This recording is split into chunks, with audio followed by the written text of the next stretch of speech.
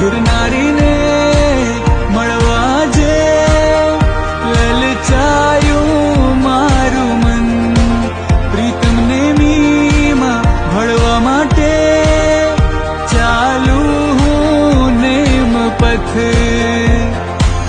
આખડી મારી વિરહ મરુવે મળશું ક્યારે ઓ નાથ કલ્યાણકારી મિત્રો સાથે